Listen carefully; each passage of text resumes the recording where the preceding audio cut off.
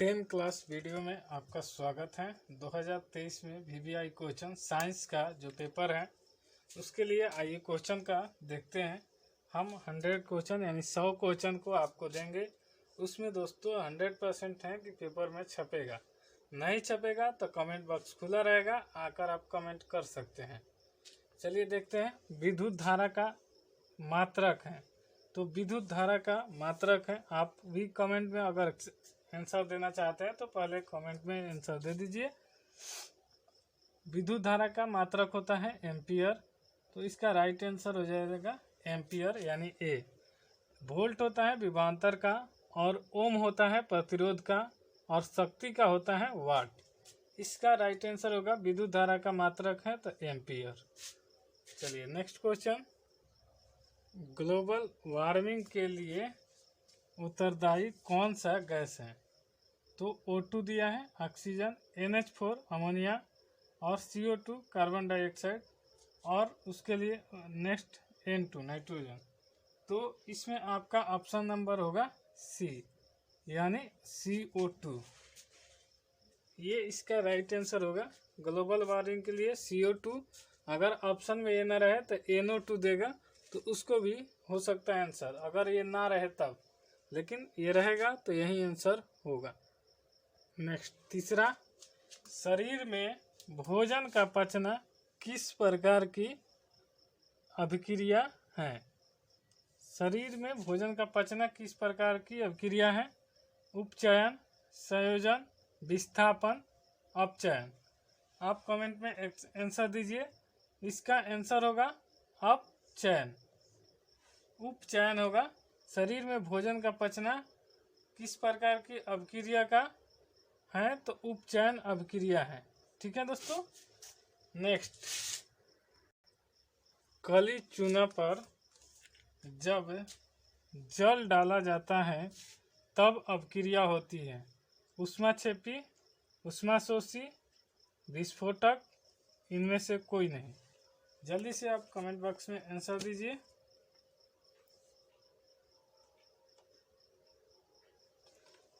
यानी इसका आंसर होगा ऊष्माक्षेपी। जिससे ऊष्मा निकलता है उसे ऊष्माक्षेपी कहते हैं, जो ऊष्मा लेता है उसे ऊष्माशोषी कहते हैं। तो इसका आंसर होगा ऊष्माक्षेपी यानी ऑप्शन नंबर ए। नेक्स्ट, निम्न में कौन सबसे अधिक अभिक्रियाशील है? यानी कॉपर, तांबा, उसके बाद Ag पारा, Ag चांदी, उसके बाद Au सोना। तो इसमें सबसे ज़्यादा अभिक्रियाशील जो पूछा है तो ये होगा कॉपर यानी तांबा। ऑप्शन नंबर ए आपका राइट आंसर है। 6 नंबर, किस दर्पण की फोकस दूरी ऋणात्मक होता है? समतल दर्पण, अवतल दर्पण, उत्तल दर्पण, इनमें से कोई नहीं। आप भी कमेंट में आंसर दीजिए।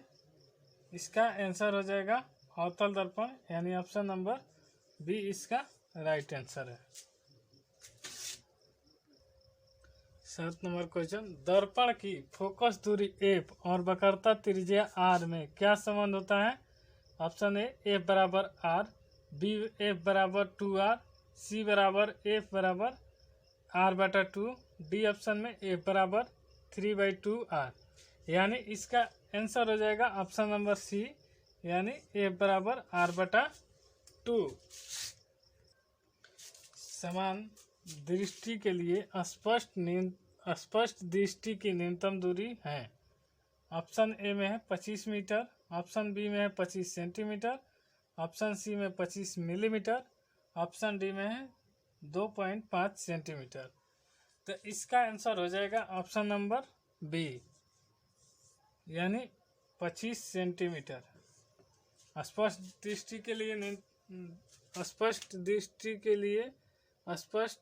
की न्यूनतम दूरी होती है 25 सेंटीमीटर।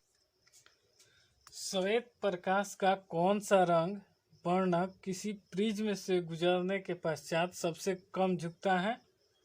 ऑप्शन ए बैगनी, ऑप्शन बी नीला, ऑप्शन सी लाल, ऑप्शन डी पीला।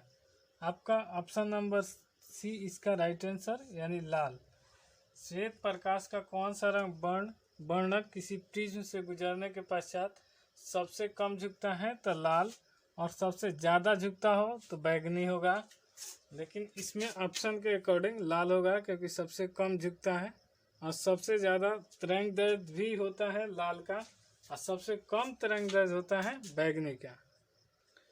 मानव आँख की रेटिना द्वारा बनाई गई छवि होती है आभासी और सीधा, वास्तविक और उल्टा, आभासी और उल्टा, वास्तविक और सीधा। बताइए इसका राइट आंसर क्या होगा? मानव आँख के रेटिना द्वारा बनाई गई छवि होती है तो वास्तविक और उल्टा होता है, यानी ऑप्शन नंबर बी इसका राइट आंसर हो जाएगा, वास्तविक और उल्टा। आकाश का रंग नीला प्रतीत होता है। आकाश का रंग नीला क्यों प्रतीत होता है? प्रकाश के परावर्तन के कारण, कि प्रकाश के प्रकीर्णन के कारण, प्रकाश के परावर्तन के कारण, इनमें से कोई नहीं। तो आपका राइट आंसर बोलिए या कमेंट में लिखिए। तो इसका राइट आंसर हो जाएगा ऑप्शन नंबर बी, यानी प्रकाश के प्रकीर्णन के कारण आकाश का नीला रंग प्रतीत होता है। किस दर्पण से वस्तु का प्रतिबिंब बड़ा बनता है? ऑप्शन ए समतल दर्पण, बी में उत्तल दर्पण, सी में अवतल दर्पण, डी में इनमें से कोई नहीं। तो इसका राइट आंसर होगा, किस दर्पण से वस्तु का प्रतिबिंब बड़ा बनता है? तो अवतल दर्पण से। ठीक है दोस्तों, इसीलिए जब बाल कटवाने जाते हैं तो नाई के पास देखते हैं कि लगाया जो ऐनक रहता है उसमें अवतल दर्पण का ही प्रयोग किया जाता है, ताकि बड़ा बड़ा बाल दिखाई दे। तो किस दर्पण में वस्तु का प्रतिबिंब बड़ा बनता है? तो अवतल दर्पण। ऑप्शन नंबर सी आपका राइट आंसर होगा। निम्नलिखित में से कौन सा लेंस निकट दृष्टि दोष को ठीक करने के लिए उपयोग किया जाता है? ए में है उत्तल लेंस, बी में है समतल लेंस, सी में है अवतल लेंस, डी है इनमें से कोई नहीं। जल्दी से आप कमेंट कीजिए और बताइए कौन सा आंसर होगा। तो इसका राइट आंसर होगा ऑप्शन नंबर सी, यानी अवतल लेंस को। और एक बात यहाँ से ध्यान से सुन लीजिए, निकट दृष्टि है 3 का 4 नंबर, यानी 1 2 3 4 अक्षर का हो गया। और अगर यहाँ पर दूर दृष्टि दे तो उसका आंसर होगा उत्तल लेंस। इसलिए आप दोनों को याद रखेंगे। इसमें पूछा गया है कि निकट दृष्टि दोष को ठीक करने के लिए किस लेंस का प्रयोग किया जाता है? तो अवतल लेंस का उपयोग किया जाता है। निम्न में से किस उपकरण से विद्युत धारा को मापा जाता है? ऑप्शन ए में मोटर, बी में गैल्वेनोमीटर, सी में जनरेटर और डी में वोल्टमीटर। जल्दी से इसका आंसर बताइए आप लोग कमेंट में। तो इसका option number B is the right answer, यानी बी इसका सही आंसर है। उपकरण को विद्युत धारा मापने के लिए गैल्वेनोमीटर यानी धारा का प्रयोग किया जाता है। तो गैल्वेनोमीटर मापने के लिए उपयोग होता है। गैल्वेनोमीटर से विद्युत धारा मापा जाता है। दाएं हाथ के अंगूठे के नियम को किसने प्रतिपादित किया था? Option number A Maxwell, B में स्टर्ड, सी में आइंस्टीन और डी में है फ्लेमिंग। तो इसका आंसर हो जाएगा आपका ए आपका राइट आंसर है, यानी सही आंसर मैक्सवेल है। दाएं हाथ के अंगूठे के नियम को किसने प्रतिपादित किया था? तो मैक्सवेल ने प्रतिपादित किया था। दोस्तों चैनल पर नए हैं तो सब्सक्राइब कर लीजिए, और कंटेंट पसंद आए यानी आपको अच्छा लगे वीडियो तो आप लाइक करिए, सब्सक्राइब कीजिए, और जो गलत हुआ है उसका सुझाव दीजिए कमेंट बॉक्स में, उसको हम ठीक करेंगे। तब तक के लिए जय हिंद।